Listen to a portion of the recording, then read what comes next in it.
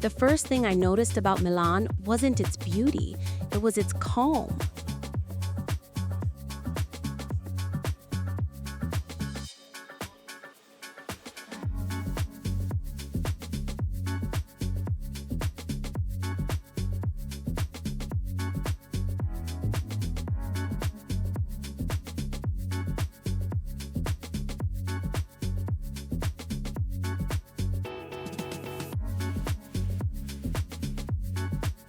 The train glided into Milano Centrale as if time itself had softened its edges.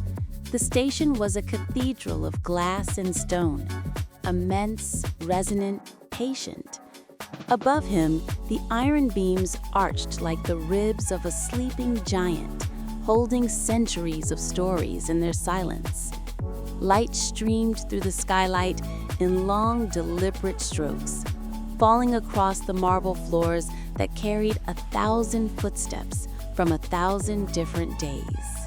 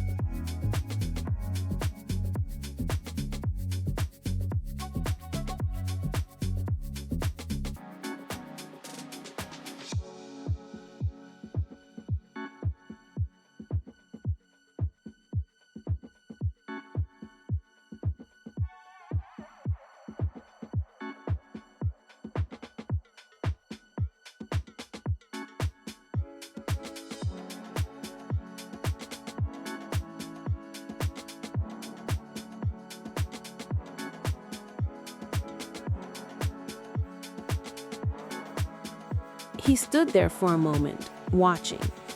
The crowd moved like a single organism, purposeful but never frantic. The sound of rolling suitcases echoed against the vaulted ceiling, mixing with the distant rhythm of trams somewhere outside. The air smelled faintly of rain, not the wild kind that breaks, but the soft drizzle that lingers, waiting.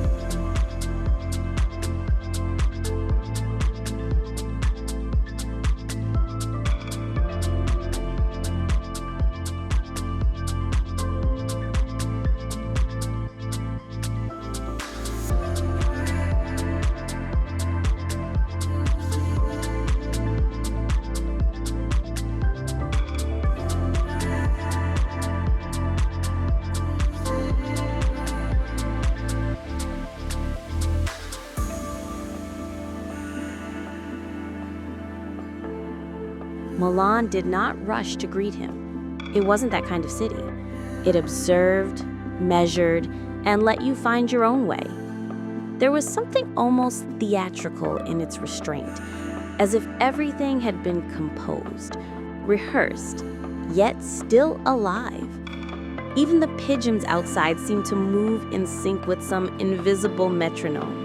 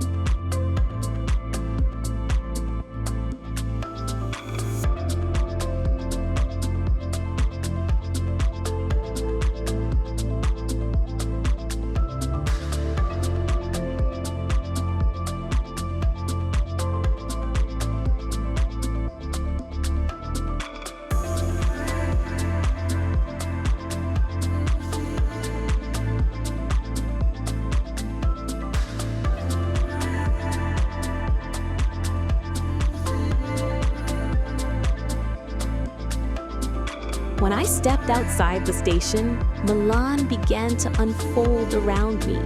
Not loudly, not suddenly, but with quiet precision. The streets stretched forward like lines drawn by a careful hand. The buildings stood tall, graceful, worn just enough to show their age, but never their fatigue. Their walls whispered of patience, of decades lived deliberately. Even the air carried purpose.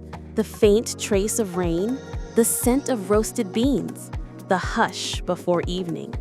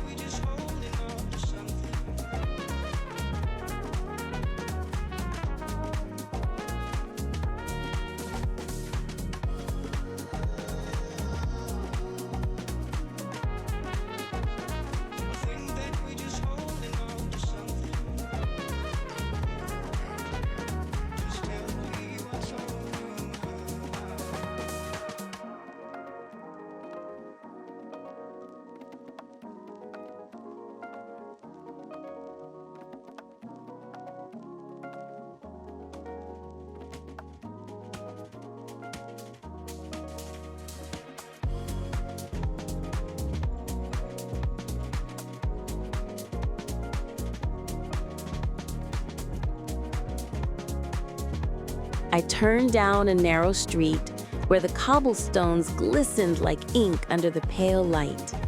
The rhythm of the city changed here, softer, slower, more human. A window above me opened, releasing the sound of laughter and the fragrance of something sweet. From somewhere unseen came the hum of a tram, the bell a gentle reminder that time still moved, even if the city seemed content to stand still.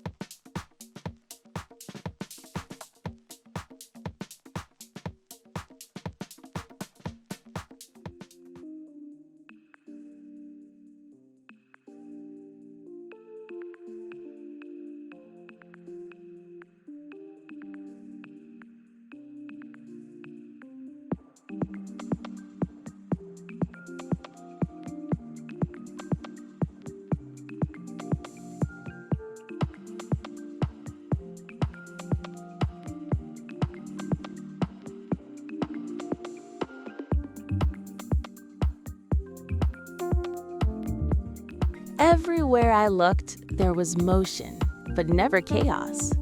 Cyclists glided past like lines of silver. Trams whispered down their tracks, the air behind them trembling slightly. Even footsteps had rhythm, deliberate, unhurried, as if everyone already knew the right tempo.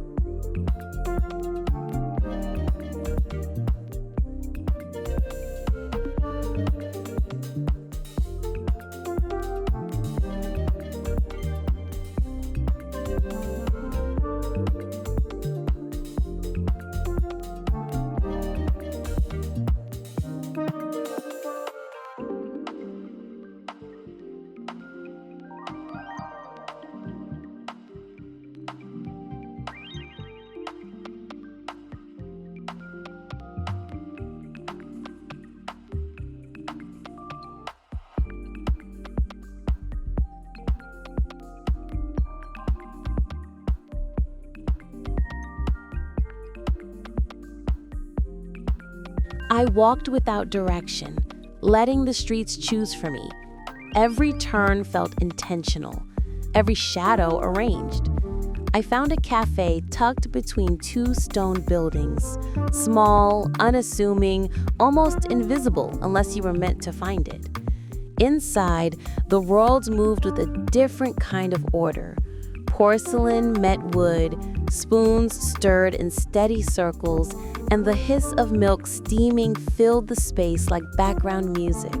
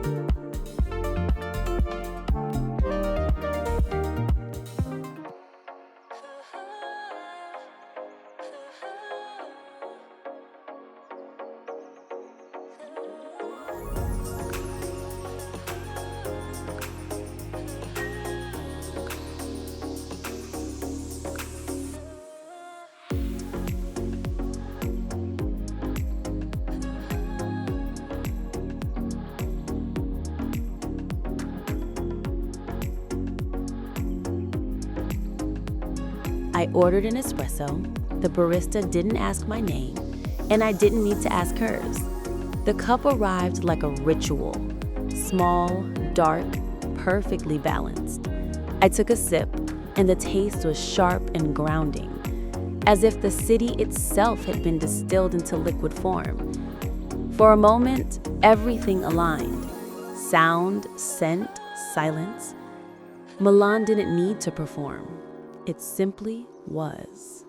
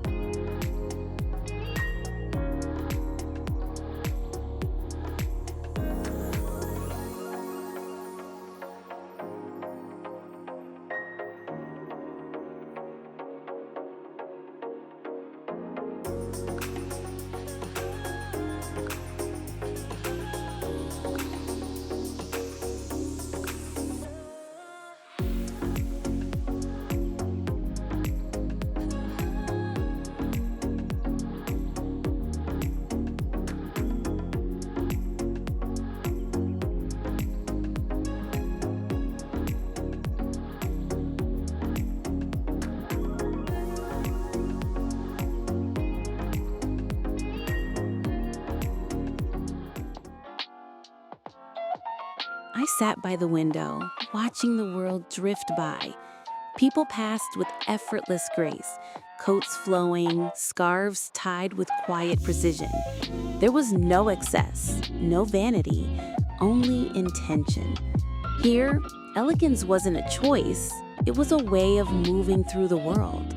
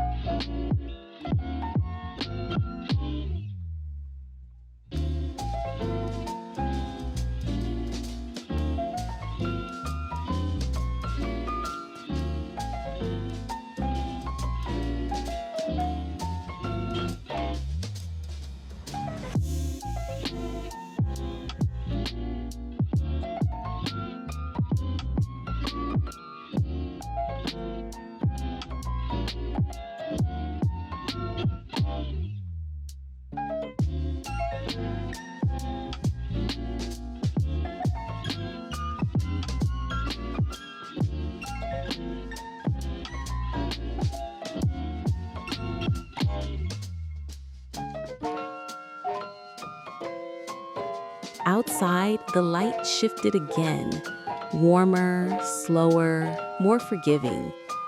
The sun began to fold itself over the rooftops, turning the streets into ribbons of gold. Long shadows stretched across the pavement, and the city seemed to pause between breaths.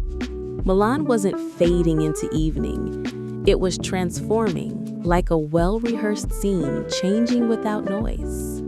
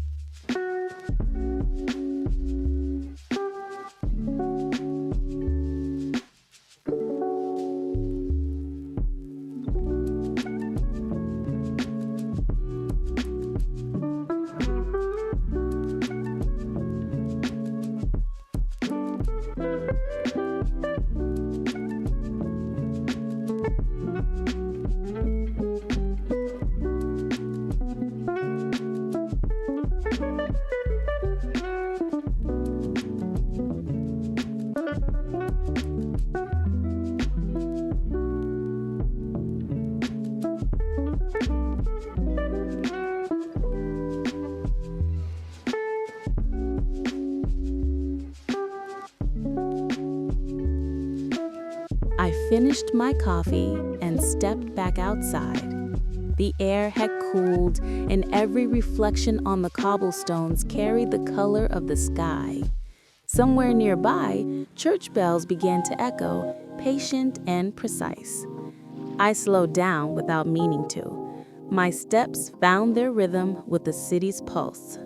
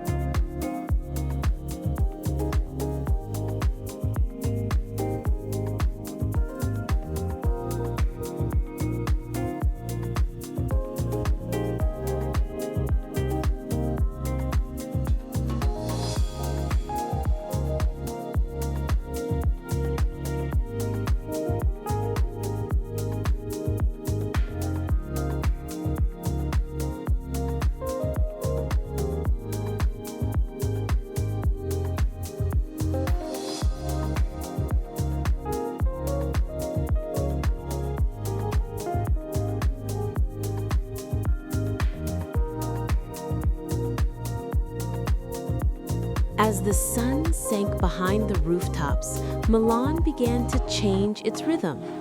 The light turned softer, folding itself into the city's edges. Shop windows caught the last traces of gold, and for a moment, the glass seemed to breathe, alive with the glow of a day that refused to disappear too quickly.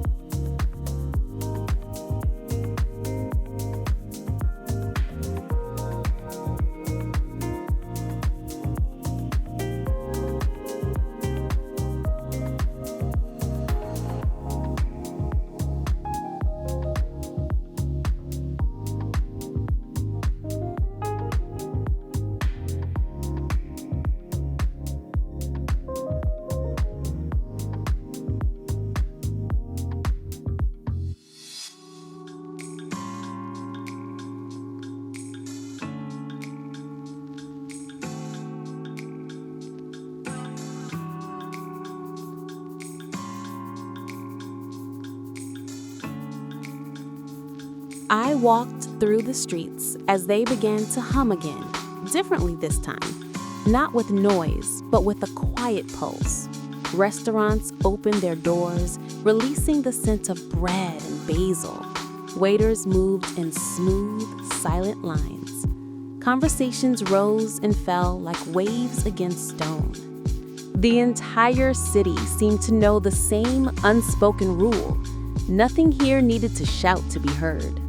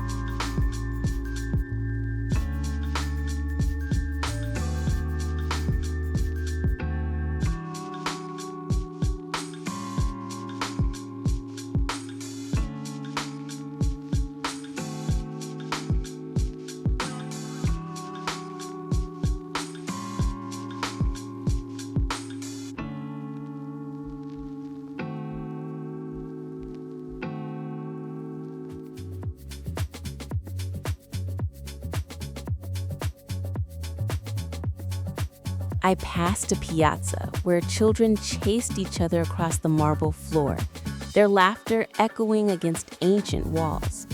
Nearby, a violinist played beneath the orange glow of a street lamp. His music wasn't for an audience, it was for the air itself. People didn't stop to listen, yet everyone heard.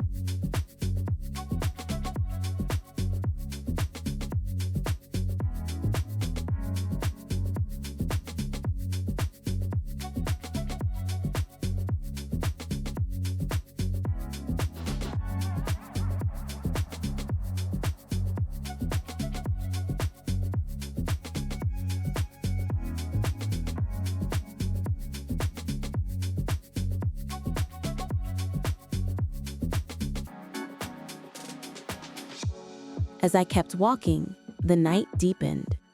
Streetlights began to bloom, one by one, like constellations settling closer to Earth. Their reflections rippled across the whetstones, each shimmer a quiet heartbeat.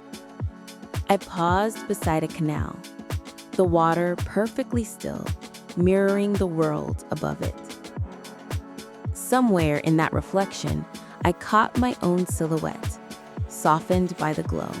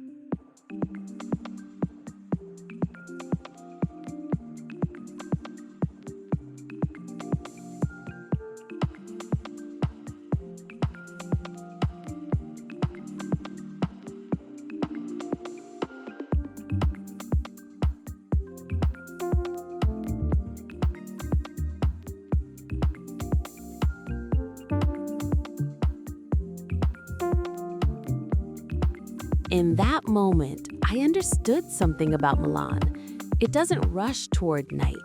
It descends into it, like an actor stepping gracefully into a final scene, calm, deliberate, complete. I found myself slowing down again, this time not out of awe, but alignment. The city's rhythm had become my own.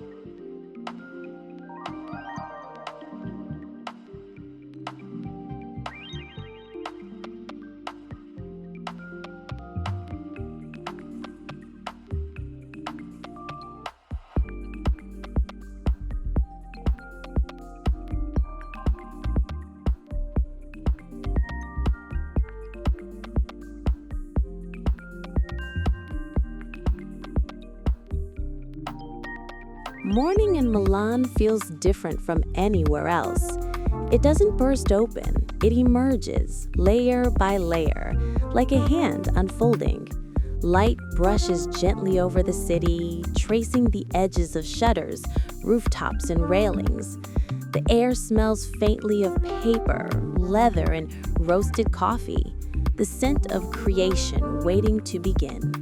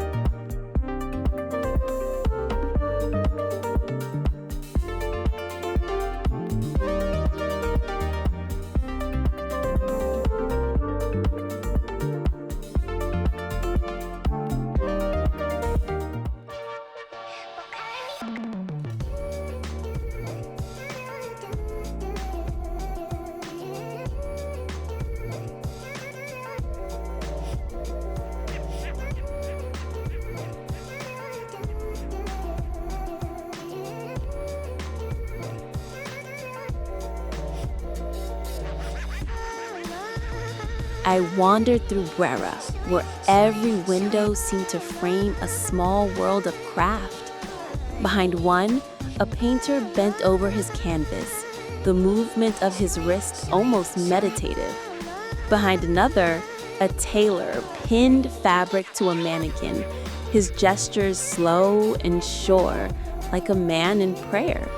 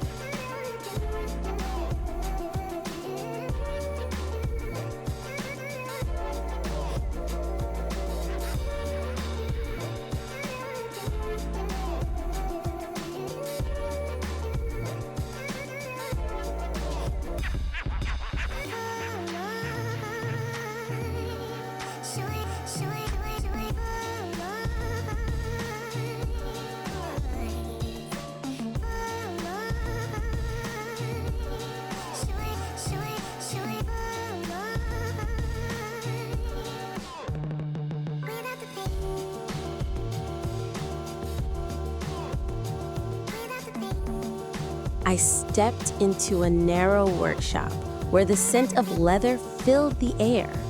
A shoemaker sat at his bench, surrounded by silence thick enough to feel. His hands moved with confidence that came only from repetition, cutting, stitching, shaping. I watched for a while, unnoticed. Each gesture was small, but within it lived generations of memory.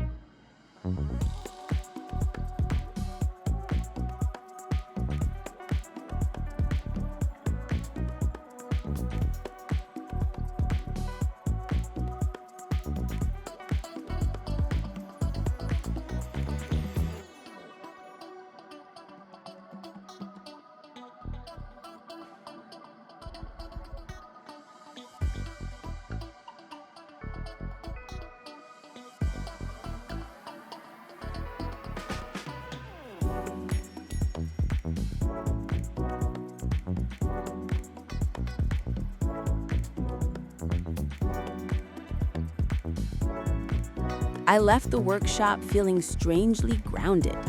In a world obsessed with perfection, Milan taught me something different. That mastery isn't about adding more, but knowing when to stop. Here, beauty isn't loud or polished. It's patient. It's in the pause between two stitches, in the way a chair creaks, in the faint scent of sawdust lingering after creation.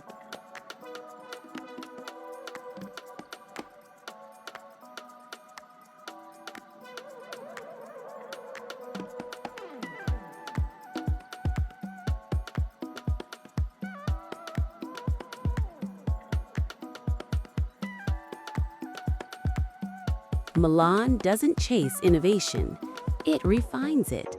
And that, I thought, might be the truest form of progress.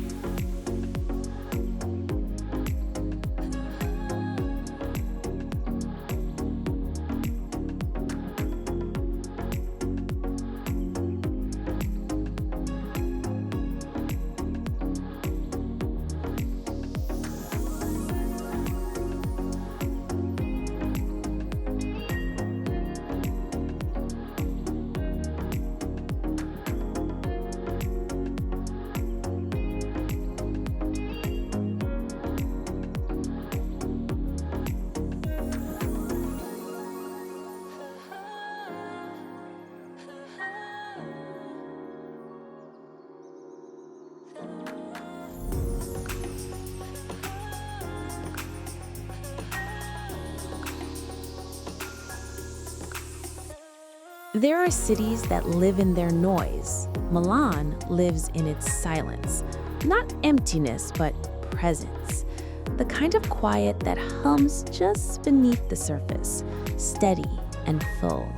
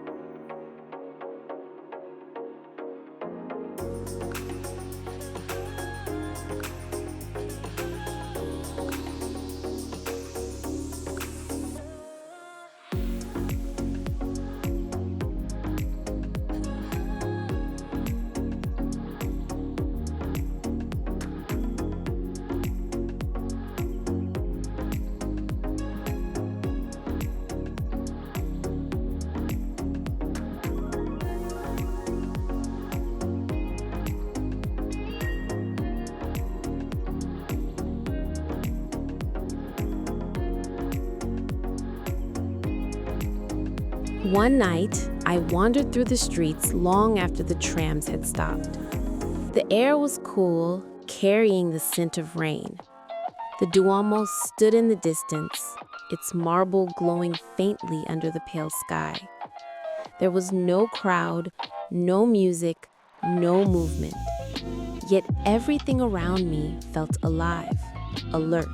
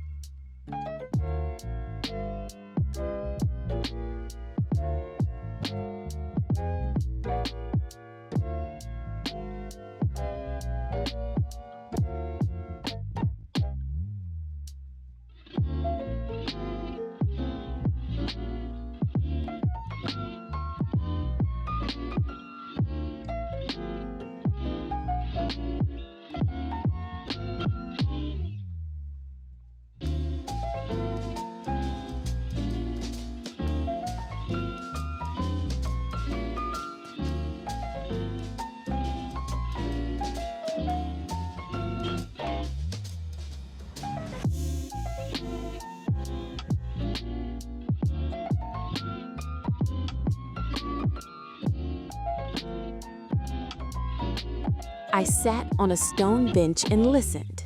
The silence here isn't still. It breathes. It moves through the arches, along the canals, through every worn step of the square. You begin to realize Milan doesn't need to speak to be understood.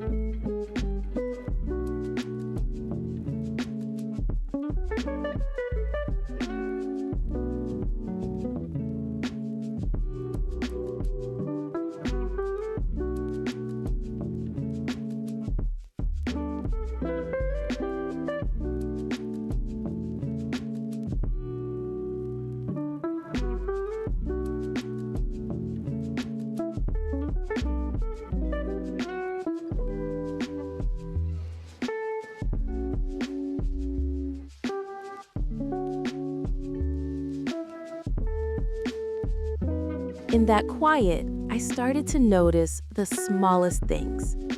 The echo of my own footsteps, the flicker of a candle through a cafe window, the way the wind brushed gently against the shutters. Each sound carried weight. Each pause had shape. And suddenly, it struck me. The city wasn't showing me anything new. It was reminding me how to see, how to listen, how to slow down.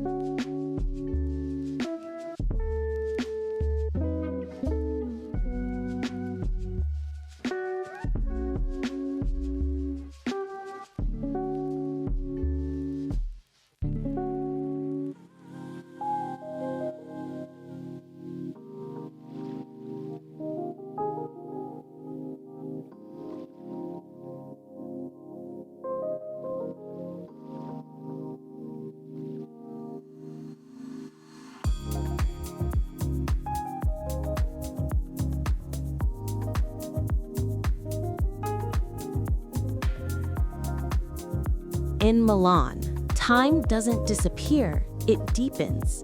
Every hour leaves a trace, every breath a shadow. You start to move differently, think differently, exist differently.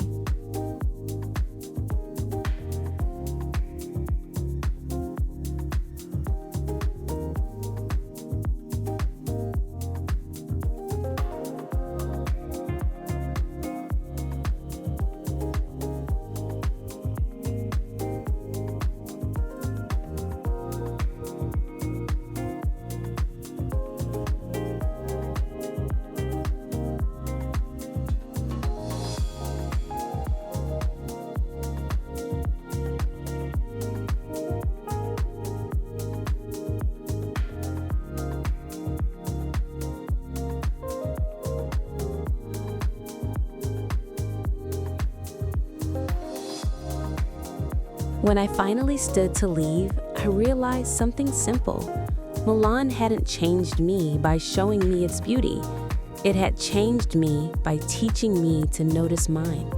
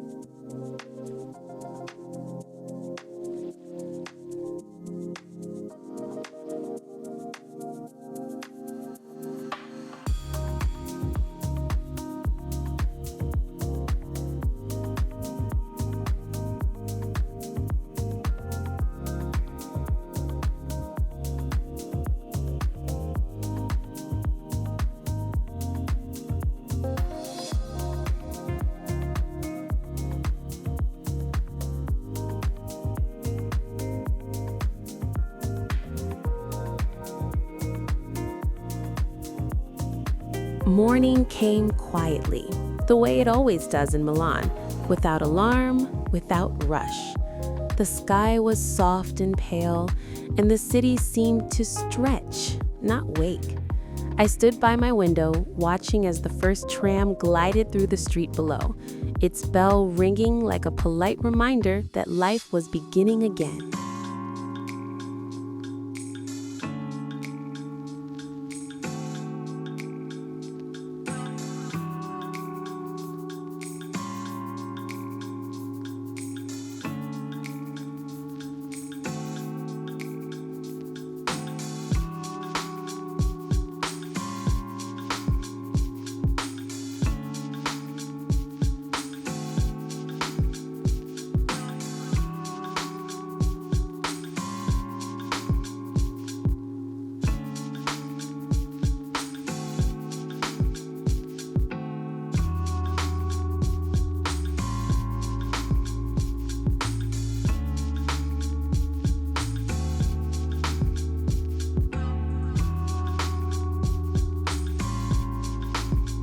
Packing felt heavier than I expected, not because of what I was taking, but because of what I would leave behind.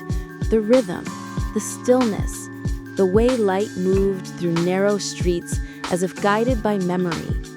Every sound had become familiar. The hum of espresso machines, the echo of footsteps against stone, the distant murmur of conversation carried through open doors. Milan had stopped being a place. It had become a tempo.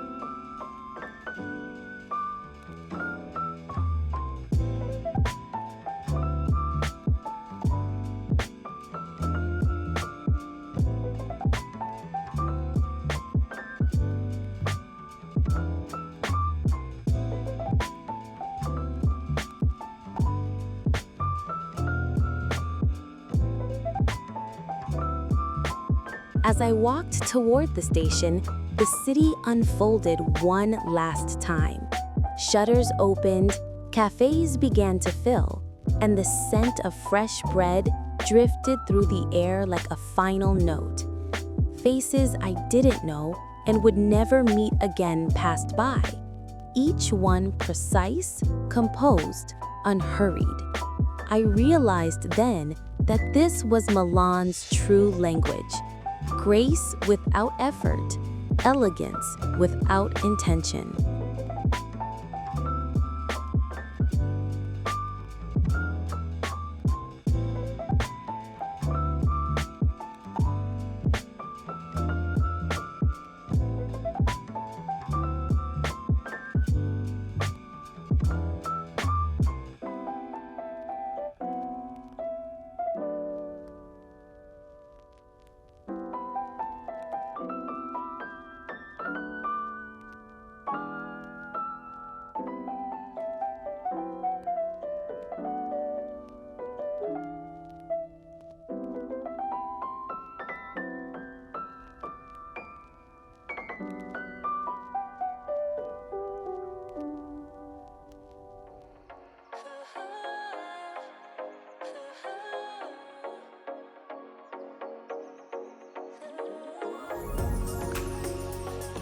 At the square, I paused to look back. The Duomo stood quietly under the light, unchanged, eternal. People moved across its steps like water, never still, but never chaotic. I listened to the rhythm of it all, trams, voices, bells, and understood Milan wasn't saying goodbye. It never does. It simply keeps moving, trusting that you'll carry its silence with you.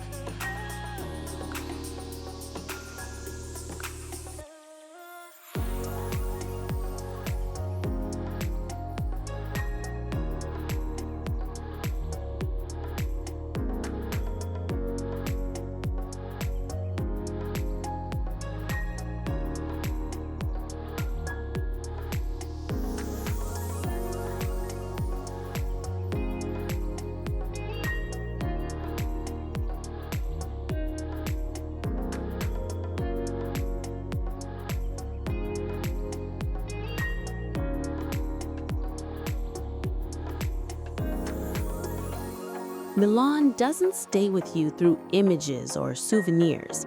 It stays in your gestures, in the way you pause before speaking, in how you notice the quiet between sounds, in how you choose precision over haste.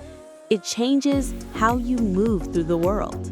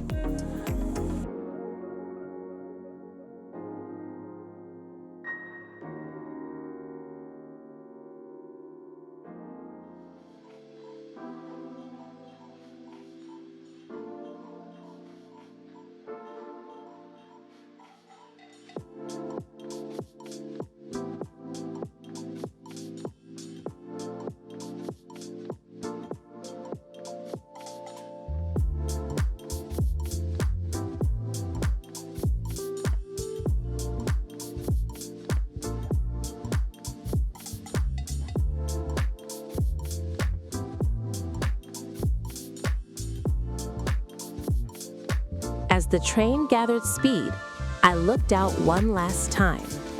The city had already disappeared behind me, yet I could still feel its rhythm beneath my pulse. Milan had taught me something simple, something permanent. That beauty isn't what demands your attention, it's what teaches you how to pay it.